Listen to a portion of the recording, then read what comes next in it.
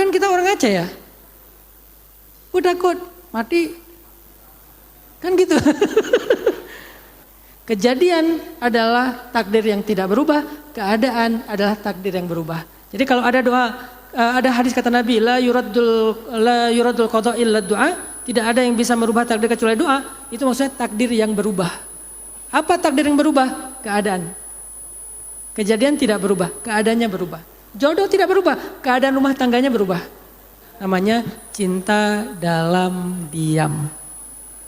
Apa itu cinta dalam diam? Itu sebetulnya bukan kata-kata sederhana loh. Itu melalui perenungan dan ada banyak cerita sirahnya itu. Cinta dalam diam itu adalah ketika kita terlanjur jatuh cinta dengan seseorang, kita nggak ekspresikan sama dia. Kenapa? Karena kami belum halal. Itu namanya cinta dalam diam. Dan itu tuh pahalanya tuh gede banget. Sama kayak kita nahan marah, nahan dendam, nahan sakit hati, nahan gak bisa memaafkan. Kita lawan sekuat tenaga kita. Kaziminal ghaidh, menggigit amarahnya yang hampir terekspresikan kan ya. Kan kalau kita lagi marah kita kan pengen meledak kan. Meledaknya dengan kata-kata lah, dengan perbuatan lah, dengan chat lah, dengan komen lah. Tapi kita tahan gitu. Nah menahan itu namanya wal kaziminal ghaidh. Itu bagian dari ihsan kan dalam ayat Ali Imran 134 itu. Begitu juga menahan perasaan cinta. Itu tuh berat loh. Jadi kalau bisa kita tahan, gak kita ekspresikan, gak kita omongin. Kalaupun harus diomongin, ya udah jaga jarak aja. Apalagi caper-caperan, apalagi macam-macam. Enggak. Kita tahan sekuat tenaga. Kalau perlu sampai nauzubillah kalau harus mati, menahan rasa itu. Maka kata sebagian ulama, dia mendapatkan pahala syahid. Assalamualaikum. Halo guys. Tolong subscribe channel saya ya. Bismillahirrahmanirrahim. Assalamualaikum warahmatullahi wabarakatuh.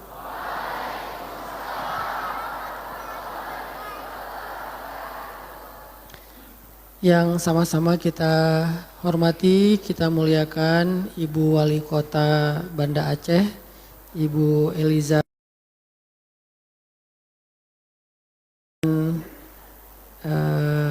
sahabat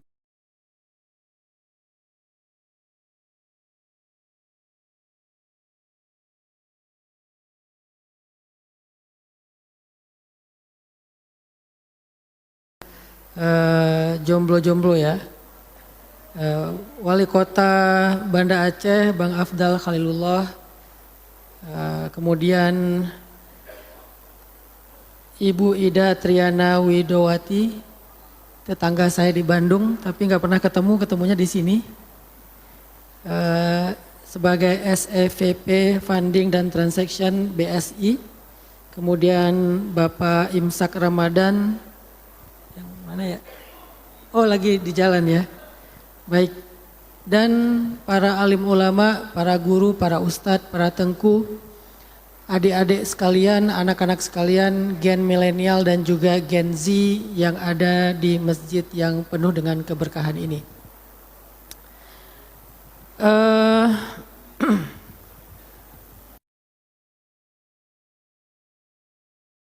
Sharing pada malam ini dengan satu firman Allah Subhanahu wa taala di dalam surat Al-Baqarah ayat 208. Allah Subhanahu wa taala berfirman, A'udzu billahi minasy syaithanir rajim. Ya ayyuhalladzina amanu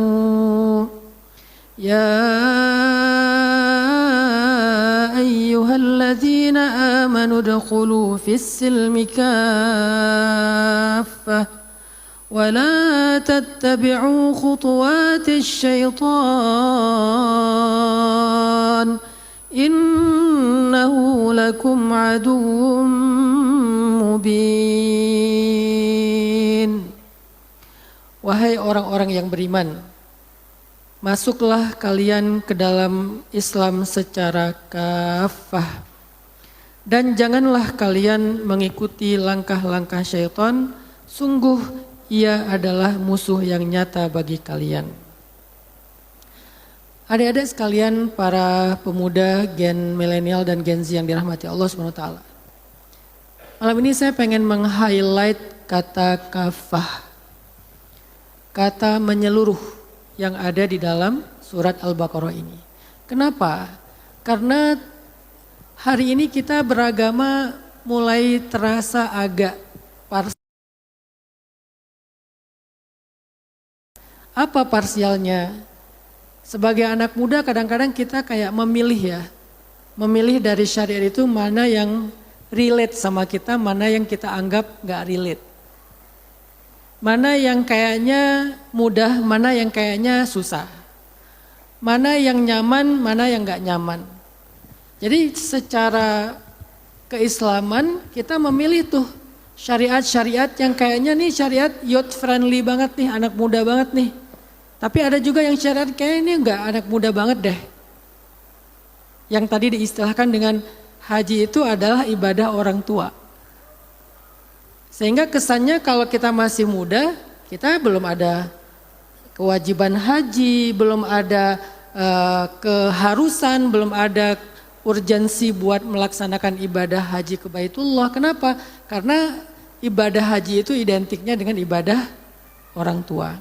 Bahkan sekarang sampai ke syariat menikah pun mulai ada sedikit gap nih sama anak muda, terutama mungkin Gen Z ya. Dan saya nggak mau ngejudge, saya tahu alasannya. Bisa aja alasannya karena trauma orang tua, karena trauma lingkungan, bisa juga trauma pribadi karena memang pernah ditinggal pas lagi sayang-sayangnya. Sehingga akhirnya muncullah tagline marriage is scary. Pernikahan itu menakutkan. Padahal Allah Subhanahu wa taala menyuruh kita untuk mengambil Islam, untuk berislam secara kafah, bukan secara juz'i, bukan secara parsial. Kita belajar untuk mengamalkan rukun Islam bukan cuman kayak syahadat, sholat, dan puasa aja. Tapi kita juga belajar untuk menjadi orang yang mampu berzakat. Kita belajar untuk menjadi orang yang mampu berhaji. Jadi bukan kayak excuse, gua mah gak punya keharusan berzakat soalnya belum sampai nisab dan haul. Berarti kita belum kafah, jangan merasa kita nyaman dengan keparsialan kita. Jadi kalau kita belum bisa ngamalin semua rukun Islam, kita tuh belum kafah teman-teman. Sebagai seorang muslim, gimana ya rasanya kita pulang nanti ketemu Allah, ketemu Rasulullah, tapi ajaran beliau tuh ada yang belum kita laksanakan karena emang kita gak mau effort gitu. Karena kita nggak mau mempersiapkan, karena kita nggak memplanning itu, kita kayak pasrah-pasrah aja. Sehingga muncullah excuse tadi adalah, oh saya belum punya kemampuan nisab dan haul untuk bayar zakat, jadi pasrah aja nggak bayar zakat. Ya coba deh berjuang sampai kamu bisa bayar zakat.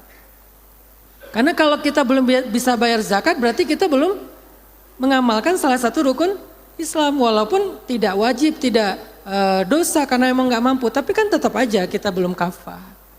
Begitu juga dengan menikah. Oke, kamu nggak nikah sekarang nggak apa-apa, tapi jangan sampai kamu ngerasa kayak nikah itu nggak penting, nikah itu nggak harus. Kayaknya saya juga nggak akan nikah aja. Padahal nikah itu adalah menyempurnakan sebagian agama. Berarti kan belum kafah. Tinggal kita sekarang kayak, oke, saya nggak akan nikah tahun ini. Saya nggak akan nikah sampai beres Piala Dunia misalnya. Saya nggak akan nikah sampai pemilihan presiden yang akan datang. Kenapa? Karena saya lagi pengen nyiapin diri. Sehingga nanti kalau saya nikah, saya tuh nikah dengan keadaan yang udah siap sebagai suami, istri, atau orang tua. Jadi kita pantaskan diri kita teman-teman. Begitu juga dalam konteks syariah haji.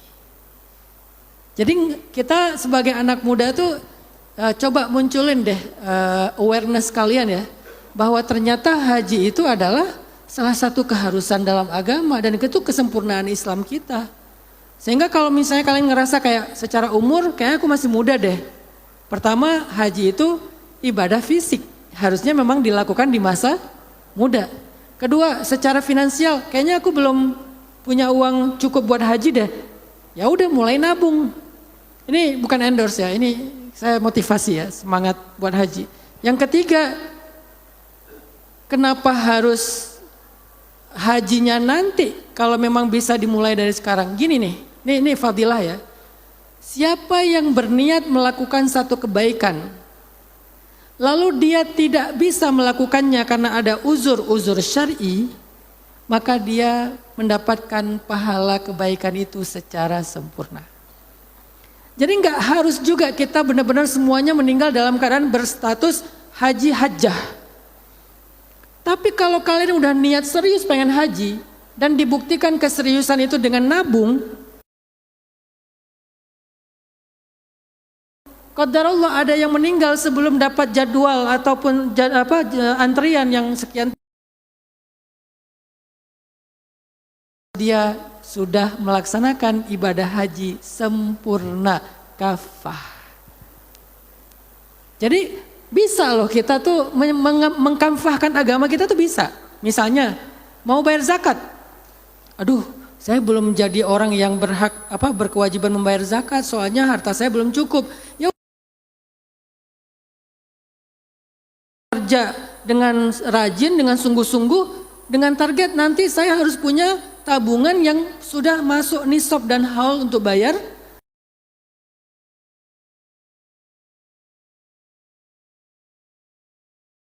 zakat, berarti kalian dicatat sudah berzakat. Kenapa? Karena niatnya itu udah menjadi satu kebaikan. Ini yang Allah minta dengan ayat udkhulu fis silmi kafah. Ada niatnya, ada keinginannya, ada azamnya. Saya pengen menikah, menyempurnakan agama. Qadarullah meninggal jomblo. Tapi gimana dia? Sempurna nggak agamanya? Sempurna, karena niat menikahnya tuh kuat. Hanya qadarullah memang dia nggak nikah di dunia, dia nikahnya di surga. Karena semuanya pada akhirnya juga akan ketemu jodohnya. Kalau nggak ketemu di sini, ketemu di sana. Saya pengen banget umroh, saya pengen banget haji, saya pengen banget bersedekah, saya pengen banget bayar zakat, saya pengen banget membela agama Allah, saya pengen banget berjihad, saya pengen banget berdakwah, saya pengen banget menyebarkan ilmu, saya pengen banget hafiz Al-Quran. Tapi mulai dulu dari juz 30, 29, juz 1, juz 2, meninggalnya di juz 9, meninggalnya di juz 12, belum 30 juz, insya Allah hafiz. Kenapa? Karena dia udah tunjukin niat kuatnya lewat effortnya, lewat mujahadahnya, lewat ikhtiarnya. Jadi ini teman-teman, yang pertama memang menyempurnakan Islam itu adalah perintah Allah. Dan menyempurnakan Islam itu enggak harus terlalu perfeksionis, walaupun katanya sempurna, tapi tidak harus perfeksionis. Arti perfeksionis nunggu kekumpul dulu duitnya baru niat. Nunggu dulu sampai bisa haul dan nisab baru bayar zakat. Enggak harus seperfeksionis itu. Ketika kalian berniat haji saat ini dan niat kalian tulus, Allah Maha tahu apa yang ada di dalam hati kita. Hari ini juga kita dicatat orang yang mendapatkan pahala haji. Terus kenapa kita menunda-nunda kebaikan itu? Ternyata kebaikan itu mudah kan? Menjadi seorang muslim yang utuh itu mudah ternyata. Kenapa kita tunda? Dan enggak dipaksa juga harus nabung misalnya sebulan di atas UMR sementara penghasilan kita pas-pasan misalnya. Ya semampunya aja. 500.000, berapa ratus ribu, sekian juta sesuai dengan kemampuannya misalnya. Tapi karena dia niatnya malam ini, berarti malam ini Allah sudah mencatat dia sebagai salah satu di antara hamba Allah yang sudah berhaji, pahalanya utuh. Begitu dia laksanakan secara fikih, pahalanya dilipat gandakan minimal 10 kali lipat minimal. Wal hasanatu bi asyri amsalihha. Setiap kebaikan itu minimal 10 kali lipat. Maksimalnya bi ghairi hisab. Allah lebih tahu. Ada yang sampai 20, ada yang sampai 100, ada yang sampai 1000, tergantung bagaimana effort dan perjuangan dia. Kenapa? Karena al jaza ala qadril masyaqqah. Balasan itu, pahala itu tergantung tingkat kesulitan dalam beramal, dan Allah lebih tahu siapa yang paling sulit. Ada yang hajinya dia itu nabungnya dari receh-receh dia kumpulin. Ada yang hajinya gara-gara dia jadi pemulung. Ada yang hajinya itu mah uang nggak kepake dia buat haji, saking banyaknya uang. Maka di antara mereka berdua jazanya beda, masyaqqahnya beda, kesulitannya beda. Tapi angka UMR-nya sama, minimal 10 kali lipat. Maksimal bighairi hisab. Allah yang lebih tahu. Makanya ketika kita berniat kebaikan, jangan ditunda teman-teman. Bahkan para ulama itu sudah mengajarkan kita buat yang namanya ta'addudin niyah, perbanyak niat-niat baik. Tapi niat yang azam ya, bukan khawatir ya. Karena niat ini ada dua, ada azam, ada khawatir.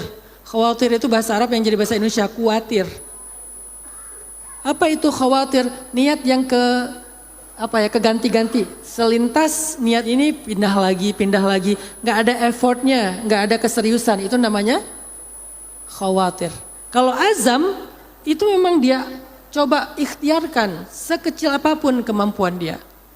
Jadi pertama dari ayat ini kita belajar, yuk kita sempurnakan agama kita malam ini juga. Dengan apa? Yang mampu kita lakukan secara fikih kita kerjakan, yang belum mampu kita lakukan secara zahir atau fikih kita niatkan ibadah batin dulu. Kalau belum mampu ibadah zahir. Yang kedua teman-teman, ini khusus buat Gen Z nih. Saya pengen sharing tentang apa hubungannya syariat Islam, nanti khususnya ibadah haji dengan mental health. Karena saya dari sejak pulang dari Mesir dulu memang azam saya tuh dakwahnya tuh di anak muda. Kalau dulu anak muda tahun 2014 itu adalah gen milenial. Gen Z-nya masih kecil-kecil. Dan isu anak muda milenial adalah tentang patah hati, jomblo fisabilillah, sama karir. Itu isu 2014. Sehingga materi dakwah saya dari dulu tuh 2014 itu tentang masalah anak milenial. Gimana caranya tabah, gak pacaran, jadi jomblo selama di jalan Allah berarti dia mulia, gak apa-apa, gak punya pacar, kamu gak usah insecure. Itu kan pesan sebetulnya dari jomblo fisabilillah ya. 2020, 2021 milenialnya udah pada punya anak. Jadi bukan segmen dakwah saya lagi nih. Udah punya anak. Karena saya milenial juga bareng dengan Bang Abdul. Cuman tuaan saya sih. Jadi yang milenialnya udah pada dewasa, udah pada punya anak. Ganti nih Gen Z 2021 mulai remaja. Sehingga dakwah saya pindah ke Gen Z. Gen Z realitasnya beda lagi sama milenial. Isunya Gen Z beda sama milenial kalau kita riset. Apa isunya Gen Z? Salah satunya adalah mental health. Itu isunya Gen Z. Bukan berarti Gen Z mentalnya nggak sehat, bukan. Ini menjadi isu bukan karena krisis aja, tapi ini menjadi isu karena concernnya satu generasi. Generasi Gen Z itu concern sekali dengan kesehatan mental, self-reward, self-love. Mereka lebih suka dengan kualitas kehidupan mereka. Makanya trennya kalau di zaman dulu sebelum Gen Z gede, orang flexingnya tuh kan flexing harta ya. Mobil bagus, rumah bagus, pokoknya kayak gitu-gitu lah. Kalau entertain, clubbing, beer house, pokoknya yang agak-agak ke kiri lah.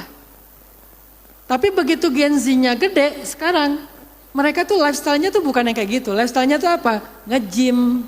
Lifestyle-nya itu apa? Lari. Lifestyle-nya itu apa? Yoga. Lifestyle-nya itu apa? Mereka tuh minum kopi yang sambil kerja gitu. Jadi lifestyle-nya tuh lebih healthy lifestyle. Kenapa? Karena Gen Z udah sangat sadar tentang kebutuhan personalnya. Ini menurut saya hal baik lah. Saya karena orangnya nggak suka ngejudge ya.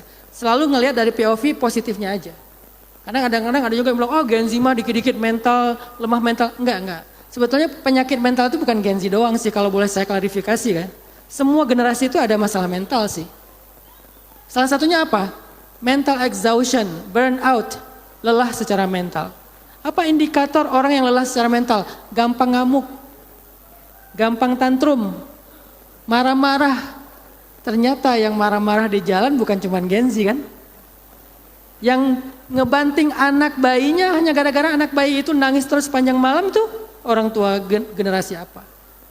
Cuman mereka nggak aware aja bahwa itu isu mental. Dianggap aku tuh orangnya kayak gini dari dulu. Enggak, kamu tuh bukan kayak gitu. Normalnya nggak kayak gitu, kamu lagi capek aja. Kalau kamu lagi capek harusnya kamu me time. Me time itu hak kamu kok gitu. Nah Gen Z ngerti itu. Mungkin gen kita Dulu belum, sekarang udah mulai ngerti lah.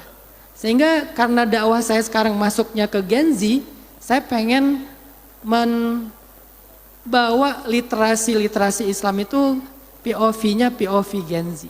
Termasuk yang malam ini saya bahas. Apa hubungannya antara menegakkan rukun Islam atau syariat Islam dengan kesehatan mental? Jangan hanya dilihat penegakan syariat itu hanya sekedar urusan hukum, urusan fikih, urusan doktrin, urusan idealisme, urusan hal haram, surga neraka, semuanya betul. Tapi ada satu poin lagi yang kita kayaknya agak kurang aware nih. Apa?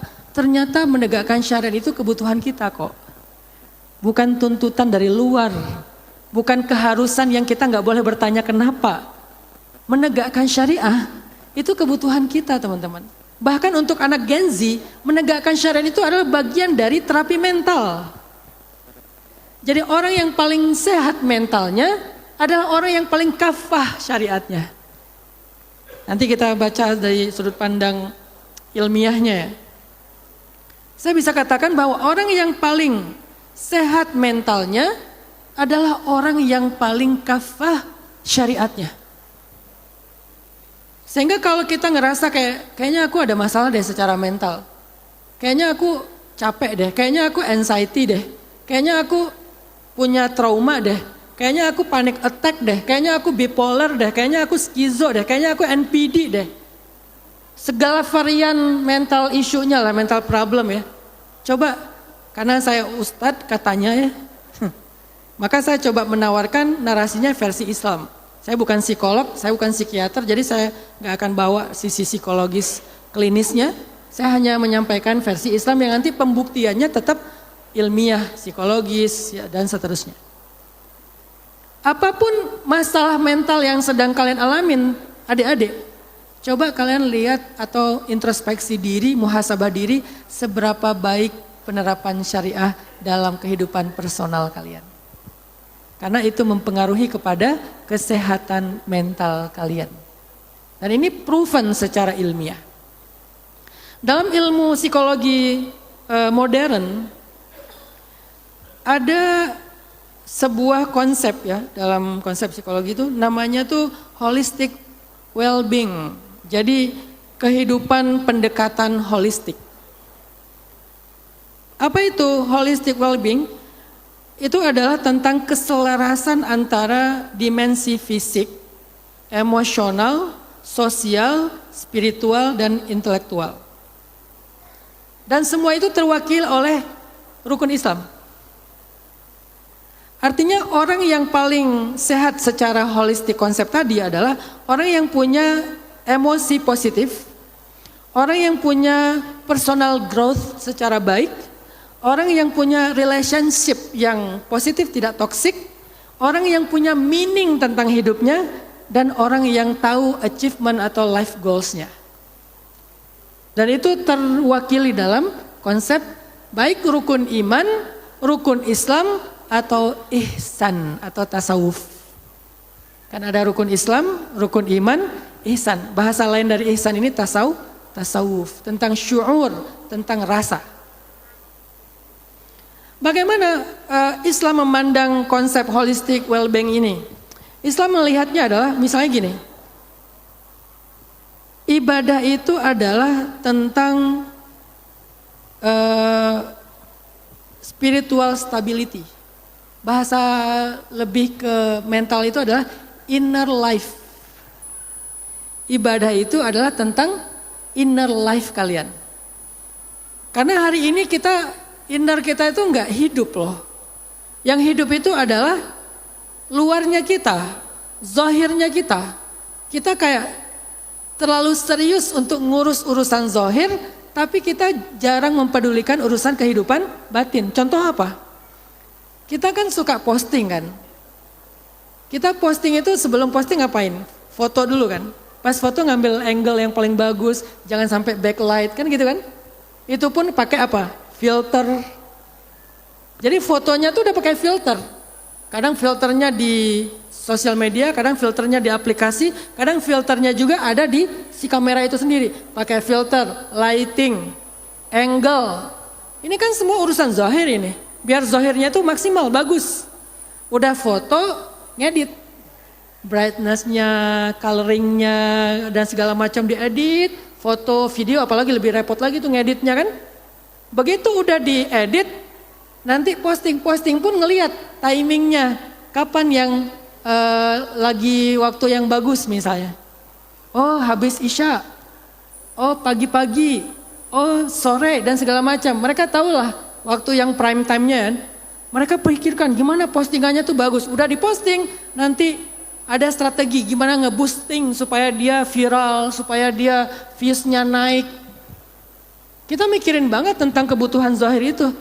Atau yang kalian kadang-kadang mainnya tuh di second gitu atau di WA status. Udah posting, dicek satu-satu yang views siapa aja gitu kan. Ternyata 24 jam udah di update di WA status, orang yang ditarget gak nge-view. Akhirnya besok posting ulang khusus buat dia. Relate kan? Kok usah tahu sama. Orang yang ditarget gak nge-view, gak ngeliat gitu. Aduh padahal targetnya dia, kenapa yang ngeliat tetangga?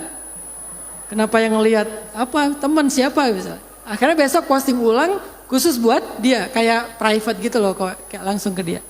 Ternyata nggak dilihat juga, seminggu posting cuman postingan yang sama, hanya pengen dilihat sama satu orang doang. Kenapa? Karena udah capek-capek ngedit, filter, bla bla bla. Tapi kita jarang islah batin kita. Siapa yang ngelihat? Allah. Kalau zahir kita yang lihat siapa? Manusia.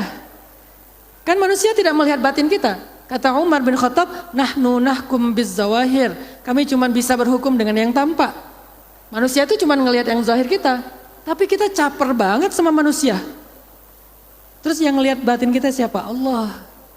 Innallaha la yanzuru ila suwarikum wala ila amwalikum walakin yanzuru ila qulubikum wa a'malikum. Allah enggak ngelihat penampilan kalian. Allah nggak ngelihat harta kalian, tapi Allah ngelihat hati kalian, kemudian perbuatan kalian. Artinya innahu alimun bidzatis sudur. Allah tuh ngelihat hati. Terserah konsep eksternal kita atau zahir kita sebaik apa. Idza ja'akal munafiquna qalu nashhadu innaka la rasulullah wallahu ya'lamu innaka la rasuluh wallahu yashhadu innal munafiqina lakadzibun. Kalau orang munafik, apa orang munafik? Enggak selaras antara zahir sama batinnya. Bilang kami bersaksi, nasyhadu, kami bersyahadat engkau ya Muhammad Rasulullah. Kata Allah, Allah juga bersaksi, mereka dusta. Qalatil a'rabu amanna. Ada orang-orang Arab Badui mengatakan kami telah beriman. Qul lam tu'minu walakin qulu aslamna. Bilang kalian tuh belum beriman, kalian tuh baru Islam. Kenapa? Walamma yadkhulil imanu fi qulubikum. Iman kalian belum masuk ke dalam hati kalian. Wa minan nasi man yaqulu amanna billahi wa bil yaumil akhir wa ma hum. Kenapa? Fi qulubihim marad. Jadi yang Allah lihat itu inner life. Tapi kita nggak pernah caper sama Allah. Padahal itu kebutuhan kesehatan mental. Capernya gimana Ustadz? Capernya adalah islahus sarirah. Perbaiki urusan-urusan yang rahasia kita. Khalwah kita, hati kita, dan seterusnya. Itu namanya spiritual stability. Dan itu adalah bagian dari kesehatan mental, tawazun, life balance. Karena orang kalau nggak punya life balance, maka hidupnya nggak akan sehat. Dan balance atau tawazun itu adalah sunnatullah, fitrah kehidupan. Apa dalilnya bahwa balance itu fitrah? Allah menciptakan langit dan bumi dengan wa wada'al mizan. Alla tatghaw fil mizan. Life balance itu konsep mental health. Dan ternyata salah satu bentuk life balance itu adalah memiliki inner life. Bukan cuman zahir, batinnya itu hidup. Dan inner life itu adalah salah satu bahasa cara kita berkomunikasi dengan Allah. Karena Allah nggak melihat ucapan kita. Kalau dalam urusan kurban, Allah nggak menerima darah dan dagingnya. Allah menerima takwanya. Dan takwa itu di sini kata Nabi. Semua urusan kita, ibadah puasa, Allah lihatnya apa? Takwanya, la'allakum tattaqun. Puasa itu sir. Gak ada yang tahu kita puasa nggak puasa. Allah yang maha tahu. Jadi tetap yang Allah lihat itu adalah inner life kita dulu. Dan itu dilatih dengan ibadah. Sholat. Khusyuknya. Tapi kita sholat yang kita perhatikan cuma fikih zahirnya. Rukun, wajib, sunnah yang membatalkan, yang membuat sholat itu tidak harus diganti atau cukup sujud sahwi, bla bla bla. Toharohnya, wudunya, dan seterusnya, hadap kiblatnya, niatnya, doa iftitahnya, berdiri, ruku, sujud, tahiyat dan seterusnya. Tapi kita nggak pernah belajar fikih khusyuk. Padahal sholat zahir sempurna, kalau dia riya atau bahkan nggak khusyuk, maka dia menjadi sholat yang cacat. Walaupun zahirnya sempurna. Sempurna takbirnya, Allah. Nggak jadi, ulang lagi. Tapi batinnya nggak khusyuk. Kenapa nggak khusyuk? Setiap sholat nemu ide. Asal sholat muncul ide. Allahu Akbar. Nemu aja ide kalau lagi sholat itu. Begitu salam assalamualaikum warahmatullah, hilang tuh ide. Akhirnya cara nyari ide lagi, sholat lagi. Tapi niatnya bukan lillah kan? Pengen dapetin lagi ide yang tadi hilang. Itu kualitas ibadah kita yang harusnya inti dari sholat itu adalah zikrullah. Mengingat Allah. Supaya apa? Diingat Allah. Fadhkuruni adzkurkum wa aqimis sholata li dzikri wala dzikrullahi akbar. Salah satu tafsir dari kata wala dzikrullahi akbar itu adalah Allah mengingat kita itu lebih besar daripada kita mengingat Allah di dalam sholat. Jadi kalau kita bisa ingat Allah dalam sholat, Allah ingat kita lebih agung dari itu. Contohnya gimana? Kita ingat Allah gini misalnya, Allah, Engkaulah Tuhanku. Cuman segitu doang kita ingat Allahnya. Engkaulah Tuhanku, penciptaku. Oke, Allah ingat kita lebih. Hambaku ini baik banget. Hambaku ini dia kemarin khilaf, gak apa-apa, aku maafin. Hambaku ini pandai bersyukur. Hambaku ini kemarin melakukan kebaikan ini. Hambaku ini begini, hambaku. Diingat sama Allah kebaikan-kebaikan kita. Lebih banyak dari yang kita ingat tentang kebaikan Allah. Itu artinya wala dzikrullahi akbar. Gimana cara biar wala dzikrullahi akbar? Salat. Tapi dengan syarat khusyuk ingat Allah. Kalau kalian ingat Allahnya lebih dari satu, misalnya Allah itu pencipta, Allah itu baik banget, Allah itu maha pengampun, Allah pemberi rezeki, Allah begini, Allah lebih banyak daripada satu kesimpulan doang, maka Allah mengingat kalian jauh lebih banyak dari itu. Kebayang nggak kalau kualitas khusyuk kita berdiri, ingat Allah tentang konteks berdirinya apa, ruku kita ingat Allah dengan konteks rukunya apa, sujud kita ingat Allah dengan konteks sujudnya apa. Semua gerakan sholat kita ingat Allah dengan konteks yang berbeda-beda. Sungguh Allah mengingat kita jauh lebih banyak konteksnya dari itu. Wala dzikrullahi akbar. Tapi kan kita gak memperhatikan itu. Kita sibuk dengan memperbaiki penampilan zahir, pakaian terbaik, kupluk terbaik, ya. Pakai kupluk, pakai peci, pakai apa, bagus gak apa-apa. Tapi pertanyaannya, udah gitu juga gak dengan hatinya? Itu diajarkan lewat ibadah. Kemudian muamalah. Di kita kan ada, syariat kita juga mengandung unsur muamalah selain ibadah. Muamalah itu apa? Healthy relationship. Yang gak ada toxic. Jadi kalau kita menegakkan syariat muamalah, kita akan punya relationship yang healthy, yang sehat, yang berkualitas. Salah satunya misalnya hakul muslim al muslim atau fiqhul jiran, hak muslim atas muslim yang lain, menjaga hak-hak tetangga, fikih bertetangga, rumah tangga, bagaimana kita dengan orang tua, bagaimana kita dengan saudara, bagaimana kita dengan pasangan, bagaimana kita dengan ipar. Ipar adalah maut. Kita tahu bagaimana harusnya kita bermuamalah dengan manusia, kejujuran kita, komitmen kita. Kalau ngutang itu jangan lupa bayar. Kalau ditagih hutang jangan lebih galak daripada yang punya uang. Ini kan fikih muamalah kan? Kalau kita bisa menjalankan konsep muamalah syariat Islam, kita akan punya yang namanya healthy relationship. Dan itu kebutuhan kesehatan mental, life balance. Karena kita nggak bisa hidup sendiri teman-teman. Jangan baperan sama orang tua, masa cuman disuruh pergi ke warung beli apa gitu, langsung update status, kayaknya aku di rumah ini bukan anak kandung deh.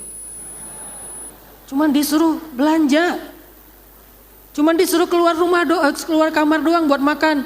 Kak, keluar Kak makan, jangan di kamar terus. Langsung update status broken home. Jangan baperan. Karena itu circle terdalam kita, rawat circle terdalam kita. Kan tahu nggak? Kebutuhan buat hidup itu kita butuh berapa circle dalam hidup? Cuman 5. Kalau di antara manusia ya. Cuman 5 yang kita butuhin buat hidup. 1, keluarga. 2, tetangga. 3, guru. 4, sahabat. 5, organisasi. Organisasi ini bisa kerja, bisa kuliah, bisa komunitas. Cuman 5 ini. Netizen bukan kebutuhan primer. Tapi hari ini apa yang terjadi? Kita lebih merawat hubungan kita dengan netizen daripada circle yang 5 yang ada dalam real life-nya kita. Judulnya sih reuni. Ketemuan. Judulnya sih family time, makan bareng keluarga, tapi semuanya lagi terkoneksi dengan netizen lewat gadgetnya masing-masing. Mereka enggak ketemu secara ruhan wajah dan enggak hadir mereka. Ketemu sih di meja, tapi semuanya ngelihat screen. Artinya apa? Kita lebih sering menjaga hubungan dengan ring yang ke-5, circle yang ke-6, ketimbang 5 circle yang paling penting dalam hidup kita. Keluarga, tetangga, guru, sahabat, organisasi. Ini bukan urutan tapi bisa, pokoknya 5-5-nya penting. Netizen itu kalau dia adalah kerjaan profesional. Kalau enggak hanya bonus aja lah. Bahkan seringnya kalau lagi enggak bener nih jadi toksik justru. Kenapa kita hidupnya sering mengeluh? Jangan-jangan keluh kesah hidup kita itu gara-gara kita lebih sibuk dengan circle ke-6 daripada circle yang 5. Sementara yang 6 ini gak kenal kita, akhirnya komennya suka-suka dia. Tapi kita terganggu sama komennya dia. Padahal yang menerima kita apa adanya itu ada 5 kelompok dalam kehidupan kita. Tapi kita gak pernah sadar dengan kehadiran mereka. Keluarga nerima kalian apa adanya kok gitu, silakan pulang. Tetangga, kalau kita bisa punya tetangga yang baik, itu benar-benar anugerah dalam hidup kita. Yang bantu kita kalau ada musibah dia duluan, bukan orang jauh. Sahabat yang tahu betul tentang sisi-sisi gelapnya kalian, tapi dia masih mau berteman sama kalian tanpa kepentingan. Siapa lagi? Guru yang ngajarin kalian tidak ada, nggak meminta balasan apa-apa selain ridho Allah. Tempat organisasi, karena dengan mereka lah kita membangun kehidupan kita, membangun diri kita, kapasitas kita. Tapi kita menganggap itu nggak ada, sehingga ketika kita dihujat di sosmed, rasanya hidup kita udah selesai. Enggak teman-teman, yang kalian butuhkan tuh cuma 5. Kalau 5 ini sehat, insya Allah hidup kalian nggak apa-apa kok. Terserah mau seluruh dunia menghujat kalian, nggak masalah. Saya udah sering viral, ini pengalaman ya. Rasa-rasanya 6 bulan sekali lah saya viral tuh. Ada aja fitnahnya. Terus gimana cara saya menghadapinya? Kalian pernah ngeliat saya ribut di sosmed nggak? Enggak. Malah kan kita orang Aceh ya. Udah kok mati. Kan gitu. Kalau mau nurutin egonya kan kita pasti kayak gregetan gitu kan. Mau dibales kan. Enggak lah. Kenapa? Karena buat saya itu circle ke-6. Saya ngelihat aja yang 5 ini nerima saya enggak? Baik enggak dengan saya? Kalau baik berarti hidup saya aman-aman aja. Terserah sosial media mau gimana juga, itu enggak akan berpengaruh. Ini life balance-nya. Dan itu diajarkan lewat fikih muamalah. Coba belajar deh syariat muamalah. Hak orang tua apa, hak anak apa. Itu cara kita ngerawat 5 circle itu.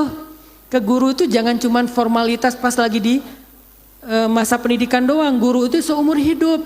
Sowan ke guru, datang ke guru. Saya setiap pulang ke Aceh ini pasti jadwal saya selain ngunjungin ziarah makam ibu saya di Siron, saya pasti ke guru-guru. Kenapa? Karena itu kebutuhan saya. Saya tahu betul itu adalah need personalnya saya. Guru, sahabat. Coba rawat itu. Fikih bersahabat tuh gimana sih?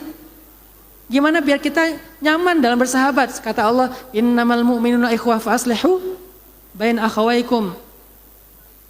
Artinya kita coba cari damai aja deh, maafin, wal ya'fu wal yasfahu, maafin, berlapang dada. Itu kan fikih-fikih bersahabat kan? Itu kan syariat bersahabat. Tetangga juga gitu ada syariatnya. Apalagi pekerjaan juga ada syariatnya. Kalau kita bisa menjalankan syariat Islam dalam konsep muamalah, berarti kita menegakkan healthy relationship dalam kebutuhan mental health kita, life balance kita. Itu ada dalam syariat muamalah. Tazkiyatun nafs. Tazkiyatun nafs itu adalah salah satu di antara syariat Islam, urusan ruhaniyah. Huwallazi ba'atha fil ummiyina rasulan minhum yatlu 'alaihim ayatillah wa yuzakkihim wa yu'allimuhumul kitaba wal hikmah wa yuzakkihim. Tazkiyah. Apa itu tazkiyah? Emotional regulation. Gimana cara kita mengelola emosi kita? Itu diajarin dalam fikih tazkiyatun nafs. Gimana cara kita belajar sabar tuh gimana sih? Gimana cara kita belajar lapang dada tuh gimana? Gimana cara kita belajar positive thinking tuh gimana? Gimana cara kita move on tuh gimana? Faiza faragta fansab. Gimana cara fansab, move on? Gimana cara kita biar lapang dada? Syarhus sadar, alam nasyrah laka sadrak. Gimana cara kita rilis? Wa wada'na 'anka wizrak alladzi anqa dhahrak. Kami turunkan bebanmu yang memberatkan punggungmu. Turunkan beban, bahasa keren sekarang apa? Rilis kan? Itu diajarin di surat syarah, surat tentang tazkiyatun nafs. Kita belajar lagi. Jadi mempelajari Islam itu bukan hanya belajar tentang ibadah dan sifatnya ritual doang, teman-teman. Belajar hidup. Belajar mental health, belajar life balance. Cuman selama ini narasinya nggak ke sana. Selama ini kan mungkin beda ustadz, beda narasi kan. Kalau ustadz yang jamaahnya ibu-ibu, biasanya narasinya gini. Harta suami, harta istri, karena jamaahnya ibu-ibu. Saya nggak tahu itu hadis dari mana. Kalau ustadz jamaahnya orang-orang tua mungkin ya tentang masalah sakaratul maut ya. Azab kubur, kan memang bagiannya masing-masing kan. Kan tapi kita sedikit sekali dai yang benar-benar concern, ngerti banget tentang kebutuhan anak muda. Sedikit loh. Kenapa? Karena kurang riset. Saya senang riset. Saya nggak mau berdakwah tanpa riset, nggak mau. Saya nggak mau dakwah cuma narasi doang. Harus riset dong realitasnya apa. Dalam dakwah disebut dengan fiqhul waqi', memahami realitas. Jadi yang mengerti kebutuhan anak muda sedikit, makanya kita jarang mendengar literasi agama dengan narasi-narasi yang relate sama kebutuhan anak muda. Padahal agama kita sempurna. Syariat kita itu hubungannya tuh dengan Gen Z banget. Jadi jangan kalian pikir kayaknya syariat Islam itu cocoknya Gen X deh. Semua gen itu cocok dengan syariat Islam, hanya gaya komunikasinya aja yang beda. Gen Z itu Islami banget. Kan Gen Z itu salah satu sifat Gen Z yang saya kagum ya. Mereka itu rafah. Apa itu rafah? Gak enakan. Dan itu bagus. Gen Z itu gak enakan banget. Gak pengen ganggu orang, gak pengen ngerecokin orang. Lama-lama jadi kayak people pleasure kan. Walaupun people pleasure ini adalah problem, tapi kan triggernya apa? Rasa gak enak. Rasa gak enaknya tinggi gitu. Nah itu ada dalam Islam teman-teman. Tinggal kita balance saja, rafah yang sehat itu kayak gimana, yang gak menyakiti diri kita sendiri kayak gimana. Yang terakhir adalah tentang akhirat. Semua literasi Islam tentang akhirat itu ngajarin kita tentang apa? tentang meaning, tentang makna hidup. Kalau kita nggak ngerti makna akhirat dalam hidup kita, kita tuh nggak akan punya makna dalam apa yang kita kerjakan. Maafin orang, kalau nggak pakai akhirat, susah teman-teman, yang muncul ego. Apa meaning memaafkan? Oh, memaafkan itu adalah biar dimaafin sama Allah. Ala tuhibbuna ayyaghfirallahu lakum? Emangnya kamu nggak pengen Allah maafin kamu? Kan gitu kan tawaran Allah kan? Dan setiap kalimat tentang masalah maaf ditutup dengan Allah itu maha ghafur, Allah itu maha afu. Maha pengampun, maha pemaaf. Kenapa? Biar kita termotivasi. Oh, saya nggak mau maafin dia karena dia, soalnya saya masih sebel sama dia. Terus gimana caranya biar saya bisa maafin dia? Karena Allah, itulah meaningnya. Saya pengen dapat surga Allah, saya pengen dapat ampunan Allah, saya pengen lapang kubur, saya pengen dapat syafaat Nabi. Itu meaningnya, cari meaning dalam hidup kita. Baru kita bisa menjalani hidup kita tuh dengan lapang dada. Meaningnya itu akhirat. Dunia tambahan, wa ukhra tuhibbunaha dan seterusnya. Tapi utamanya akhirat. Jadi kalau kita tujuannya, life goals kita, achievement kita itu emang akhirat, kayaknya kita akan lebih mudah deh meletakkan meaning-meaning dalam segala pilihan hidup kita. Terakhir, tentang haji. Ini namuzaj itu apa ya? Simulasi ya. Simulasi tentang bagaimana syariat itu berhubungan dengan mental health. Apa hubungan antara haji dengan mental health? Ini salah satu contoh rukun Islam yang berhubungan dengan mental health. Semuanya, cuman kan haji kadang-kadang agak susah ditarik benang merahnya kan. Kalau sholat oke lah, puasa oke lah, kita sama-sama ngerti. Tapi narasi haji dan mental health itu kayaknya jarang sekali gitu. Apa hubungan antara haji dengan mental health? Ternyata haji itu adalah identity reset. Haji itu adalah meriset kembali diri kita. Dan itu bagian dari proses kesehatan mental. Kita harus punya momentum buat ngeriset identity kita. Momentum itu macam-macam. Ada pilihan, ada keterpaksaan. Tapi kan kita nggak pengen ya meriset diri kita gara-gara keterpaksaan kan. Walaupun kalau terjadi ya sudah. Saya pernah meriset diri saya karena sebuah musibah. Musibahnya apa? Tsunami.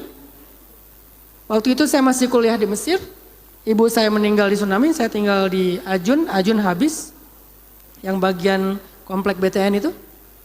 Ibu saya, kakak saya makanya dikuburkan di kuburan massal. Saya masih di Mesir.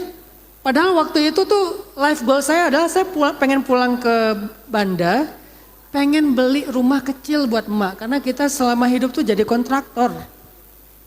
Kontrak sana sini, saya pernah tinggal di Gecu, pernah tinggal di Lamtemen, pernah tinggal di Ajun, pernah tinggal di daerah Penayung. Pokoknya seluruh Banda Aceh ini saya pernah punya rumah di situ. Seringnya ganti rumah kenapa? Diusir. Bukan karena pengen pindah rumah, diusir. Karena nggak bisa bayar kontrakan, diusir pindah lagi. Life goal saya tuh sederhana, pengen beli rumah kecil aja buat emak. Tapi nyatanya saya belum lulus kuliah, emak meninggal. Itu momentum buat saya identity reset, ganti nama Hananataki. Dan kayaknya malam ini akan terbongkar, tapi kalau boleh saya minta dengan sangat ke Pak Wakil Wali, itu secret identity. Kenapa ganti nama? Identity reset. Terus saya pulang, kenapa nggak pulang ke Aceh? Kan kampung halaman saya, pengen banget. Semua jengkal tanah di Banda Aceh ini mengingatkan saya pada ibu saya. Dan itu terlalu berat buat saya waktu itu. Sehingga waktu itu pulang, saya harus hijrah dulu nih. Hijrahlah ke Bandung. Akhirnya kok enak tinggal di Bandung. Ini nggak kerasa udah 20 tahun. Identity reset. Ternyata ketika kita melakukan identity reset, personal growth kita itu lebih bagus. Masalahnya ada banyak orang nunggu momentum musibah dulu baru identity reset. Allah ngasih kita pilihan, gak harus momentumnya musibah. Haji salah satu momentum identity reset. Makanya orang pulang haji itu kayak baru lahir kembali, jadi manusia yang baru. Itu kan identity reset kan, itu meaningnya kan. Nah, untuk identity reset inilah kita coba mengambil meaning dari semua adegan haji. Mulai arafahnya, mulai ihramnya, mulai tawafnya, sa'inya, dan seterusnya. Termasuk nyembelih kalau kita tamattu dan seterusnya. Intinya semua yang kita kerjakan di haji itu harus kita ambil meaning proses identity reset. Pulang haji, saya adalah orang baru. Dan gak sedikit orang yang pulang haji itu punya nama panggilan baru. Bahasa sederhananya ganti nama, tapi bukan ganti KTP. Ganti kunyah. Panggilannya diganti. Kenapa? Demi identity reset, semangat growth yang baru. Dan itu haji banget teman-teman. Sehingga menurut saya sih, kalau kita punya kesempatan, atau kalau misalnya hajinya masih lama, tadi kita tetap nabung karena niat tadi ya biar sempurna, kita ambil yang ringan, umroh. Karena itu haji kecil kan, ada rezeki, haji tetap nabung cicil selama sekian tahun yang memang sudah jadi jadwal ngantrinya, ambil umrohnya. Misalnya setelah 5 tahun, oke selingi umroh dulu deh. Kenapa? Ngambil momentum identity reset. Pulang dari umroh, saya yang sebelum dengan yang sesudahnya udah beda. Saya akan ganti banyak hal dalam hidup saya, mindset saya, life goal saya, effort saya, apa yang saya perjuangkan, apalagi personal value-nya saya, self esteem-nya saya, mental block saya buka semuanya. Itu dibukanya tuh ketika kita di sana. Kok bisa Ustadz? Karena menurut saya Ka'bah itu adalah kilometer nol spiritual. Ka'bah itu kilometer nol spiritual. Sabang kilometer nol Indonesia. Ka'bah kilometer nol spiritual, tauhid puncaknya di sana. Kalau kita bisa menjalankan rangkaian ibadah umroh dan haji dengan meaning tauhid yang baik, kita akan kembali punya riset nol. Allah, saya fakir di hadapanmu. Allah, saya bodoh. Allah, saya lemah. Nol. Engkau satu-satunya ya Allah. Yang lain gak ada apa-apanya, saya gak ada apa-apanya, keluarga gak ada apa-apanya, manusia gak ada apa-apanya, harta gak ada apa-apanya ya Allah. Engkau satu-satunya, pulang dari sana jadi manusia baru itu. Dan itu semuanya diajarkan dalam rangkaian ibadah haji dengan semua bentuk ritualnya. Coba kita bangun itu. Sebetulnya panjang banget nih teori tentang identity reset, tapi insya Allah lain kali saya juga nanti berharap mudah-mudahan dengan BSI kita bisa mengedukasi ya Bu ya, mengedukasi Gen Z, Gen milenial tentang mental health dengan terapi ibadah haji dan umroh insya Allah di lain kesempatan. Saya kira itu aja yang bisa saya sampaikan. Allahu a'lam, wallahul muwafiq ila aqwamit thoriq. Wassalamualaikum warahmatullahi wabarakatuh. Waalaikumsalam warahmatullahi wabarakatuh. Masya Allah luar biasa sekali materi yang disampaikan tadi. Sebelum kita masuk ke sesi tanya jawab Ustaz, biar saya ada fungsinya juga di atas. Mungkin tadi terkait dengan niat tadi Ustaz, niat apakah itu niat berhaji, niat beribadah dan lain sebagainya. Bagaimana kita bisa membedakan bahwa niat itu lillahi ta'ala atau karena status sosial. Karena kan banyak kalau Gen Z sekarang, ini mungkin lagi kajian ini ada status, kajian Ataki misalnya. Ya. Itu gimana ngebedainnya Ustaz? Ya, makanya niat itu teman-teman harus ditajdid teman-teman. Kadang kita niatnya di awal udah benar kan. Insya Allah kita bukan level manusia yang di awal aja udah salah enggak insya Allah. Kita kan udah ngaji lah dikit-dikit ya. Udah ke masjid kan gitu kan. Orang-orang kayak kita insya Allah sih walaupun belum soleh-soleh amat, belum sempurna. Nggak mau juga lah dari awal udah riya kan nggak mau kan ya. Di awal pasti ikhlas. Misalnya update status lagi pengajian. Pasti niatnya apa? Syiar kan. Pasti syiar. Nggak mungkin sombong lah. Emang yang ngaji lo doang kan yang lain juga ngaji gitu. Syiar. Cuman kadang-kadang kalau nggak ditajdid, nggak di refresh, nggak di recharge, itu dia bisa berubah di tengah jalan. Ini rahasia menjaga niat ya, tajdidun niyah. Selain tadi ada ta'addudin niyah, memperbanyak niat, ada refresh niatnya. Buat apa kamu melakukan ini? Coba tanya lagi ke diri kamu, rehat sebentar, jangan lari terus, jangan buru-buru, coba berhenti sebentar, refresh lagi. Kamu tuh kemana sekarang? Hati kamu arahnya udah kemana? Masih ke Ka'bah enggak? Masih ke Allah enggak? Atau udah mulai bergeser ke Manchester United, Liverpool. Atau udah mulai bergeser ke tempat lain gitu, ke Korea, drakor, atau sekarang Dracin, CEO internasional. Coba refresh lagi, hati kamu tuh udah bergeser atau masih konsisten di situ?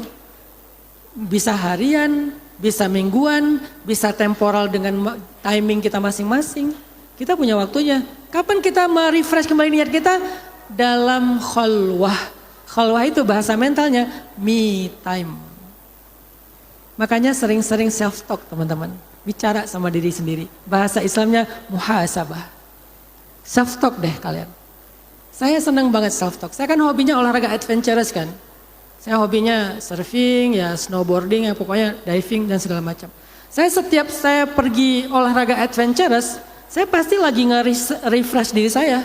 Self talk, diem, tafakur alam. Kayak tadi pagi aja saya lagi makan pulut sama kopi di salah satu kafe di Banda Aceh, tapi saya nggak hafal nama tempatnya. Di belakang kafe itu ada pohon gede, bagus banget, dan banyak burung bertengger di dahan-dahan pohon. Geng saya, teman-teman SMA saya, kita lagi reuni, mereka pada ngobrol, saya ngeliatin pohon aja. Saya diam ngeliatin pohon. Ngapain? Saya lagi self talk. Saya lagi ngomong gitu, ya Allah, Engkau hebat banget ya. Menciptakan pohon sebaik ini, sehebat ini, seagung ini, dan makhlukmu tuh dapat rezeki semuanya jatah masing-masing. Engkau yang kasih rezeki. Di situ saya lagi mengenal Tuhan saya, lagi ngomong ke diri saya ini nggak ada apa-apanya.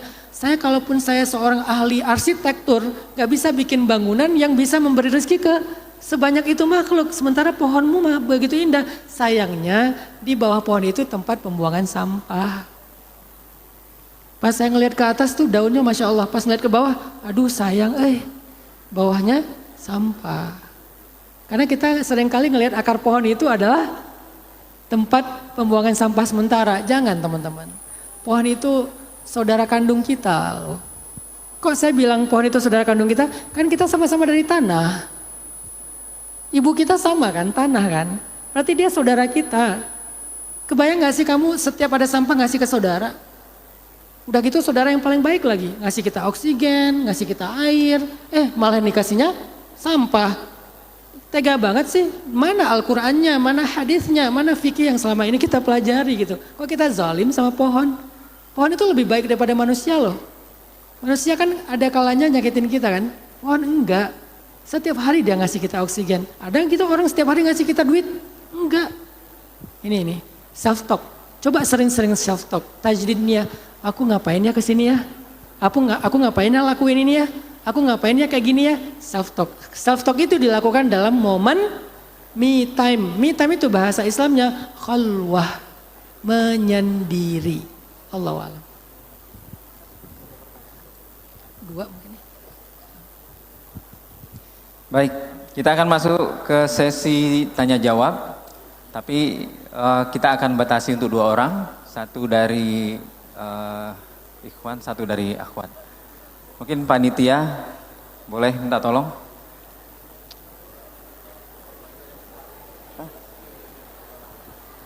Oke, maju ke depan 1 orang siapa yang cepat. Oke. 1 orang ya. Karena kalau ditunjuk banyak nih soalnya. Silakan. Baik, Assalamualaikum warahmatullahi wabarakatuh. Assalamualaikum warahmatullahi wabarakatuh. Perkenalkan, nama saya Khairul Rizki, saya berasal dari Kutacani, Aceh Tenggara. Dan yang ingin saya tanyakan kepada Ustadz, mohon izin Ustadz. Sebenarnya saya ingin menanyakan hal ini udah dari tahun yang lalu, tapi belum ada kesempatan untuk bertanya ke Ustadz. Jadi Ustadz, saya tuh ada menyimpan perasaan gitu kepada seseorang Ustadz. Dan bisa dikatakan saya menyimpan perasaan udah cukup lama lah. Jadi perasaan itu justru jadi titik balik saya untuk merubah diri saya menjadi lebih baik lagi Ustaz. Menjadi to become a better person. Mungkin karena saya baru tamat SMA ya Ustaz. Jadi banyak yang menganggap bahwa perasaan saya ini mungkin cuma sebatas labil aja. Yang sifatnya temporal, mungkin nanti akan berpindah ke lain hati, tapi Saya berusaha semaksimal mungkin untuk menjaga hati dan perasaan saya kepada seseorang yang tadi Ustaz. Dan saya juga tidak pernah pacaran sama sekali atau bisa dibilang sebagai jomblo fisabilillah. Mohon izin abang dan kakak, mohon izin. Namun di sisi lain Ustaz, perasaan ini seolah menjadi beban bagi saya karena saya bingung Ustaz. Apakah sebaiknya perasaan ini saya sampaikan atau saya pendam Ustaz? Dan bagaimana cara menjaga hati agar cinta ini tetap menjadi jalan kebaikan dan tidak melalaikan tujuan saya dalam mengejar masa depan saya dan memperbaiki diri saya.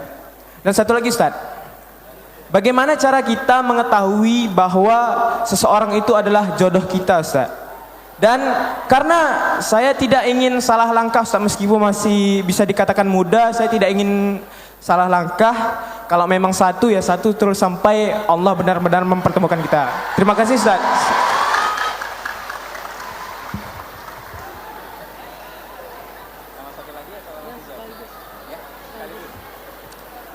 Baik. Satu lagi dari akhwat. Mungkin dari akhwat. Dari menurut cewek yang di depan boleh, di depan. Maju.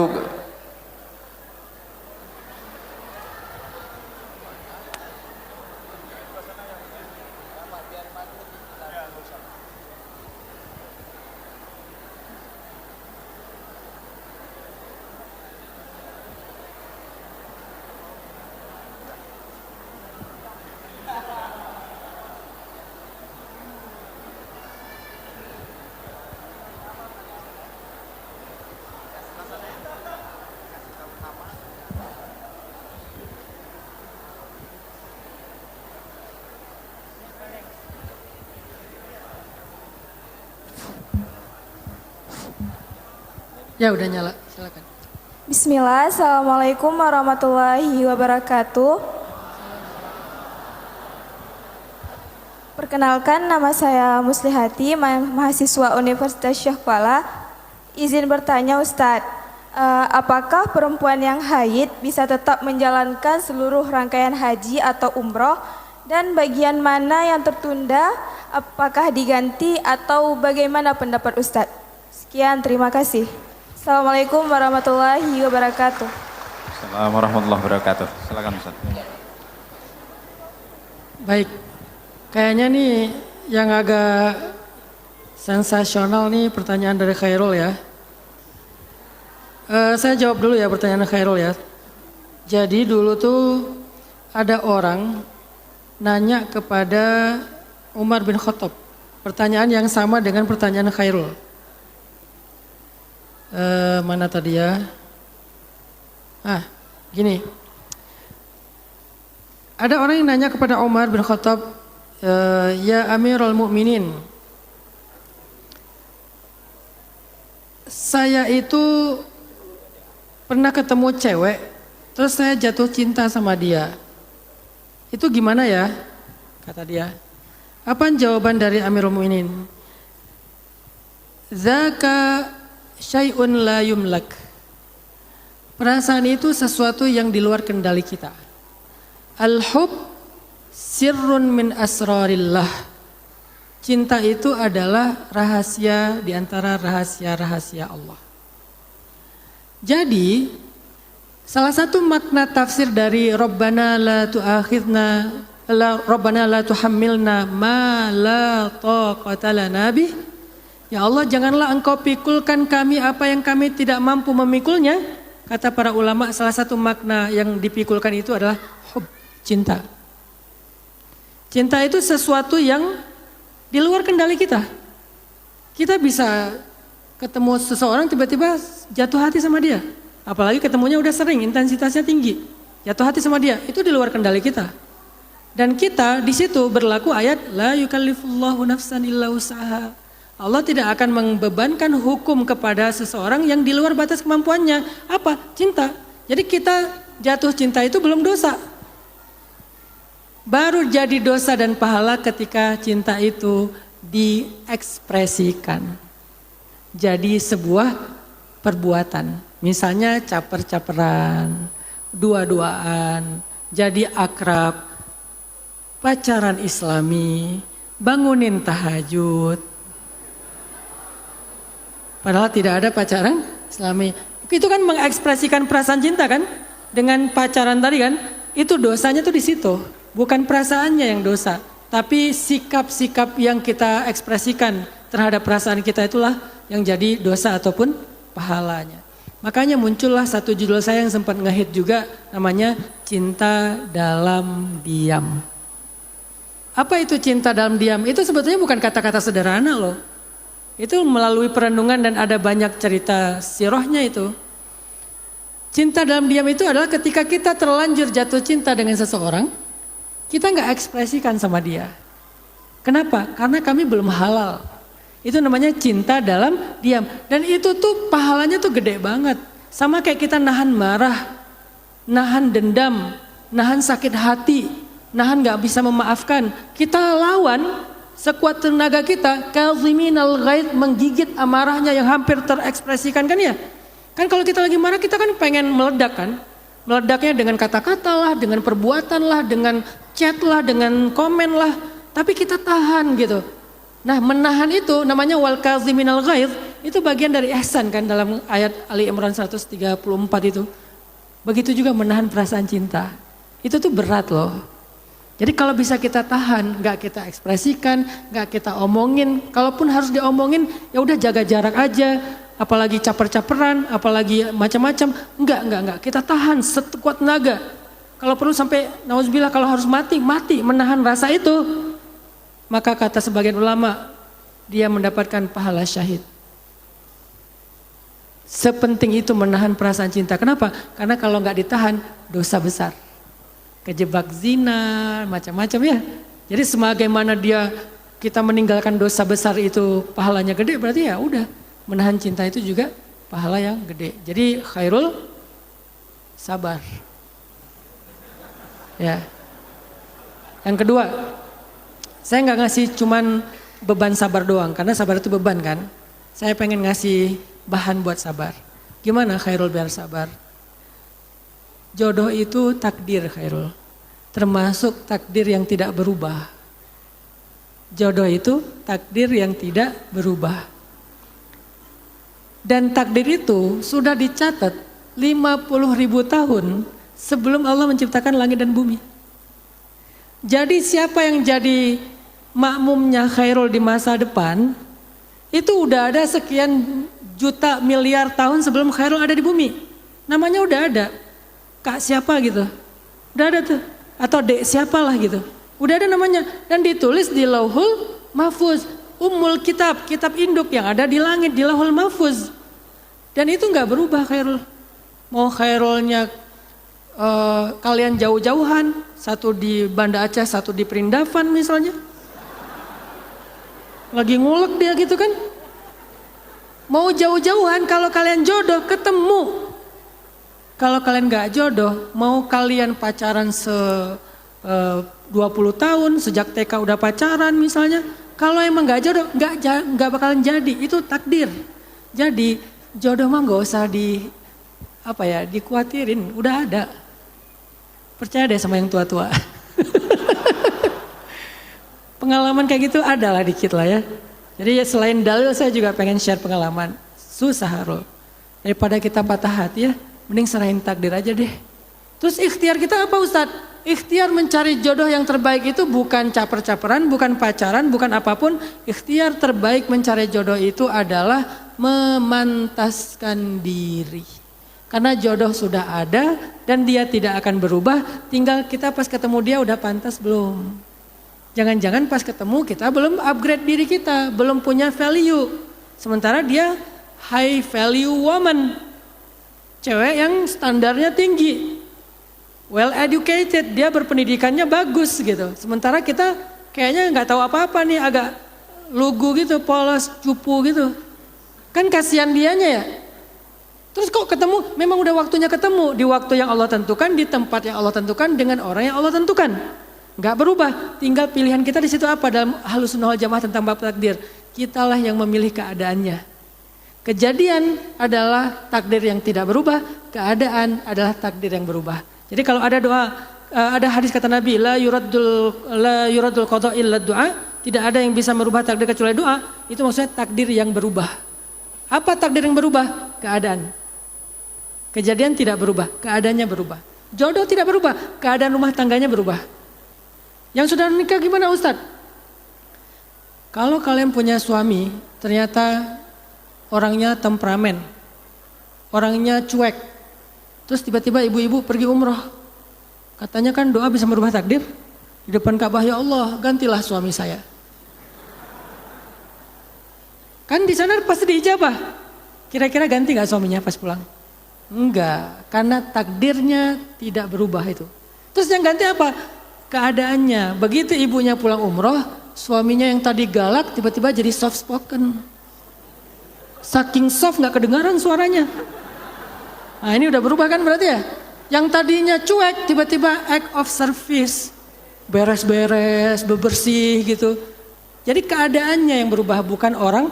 Jangan sampai ibu-ibu pulang umroh, loh kok masih kamu sih yang jemput di bandara? Ya emang gak akan berubah kalau itu takdir jodoh dia gitu.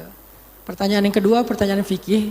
Saya pikir nanti insya Allah dalam manasik akan diajarkan oleh yang ahlinya. Saya bukan ahli fikih dan saya tidak mau jur'ah, tidak mau sembrono untuk menjawab semua pertanyaan. Jadi saya mohon maaf, walaupun saya sedikit tahu jawabannya, tapi lebih baik tanya kepada ahli fikih.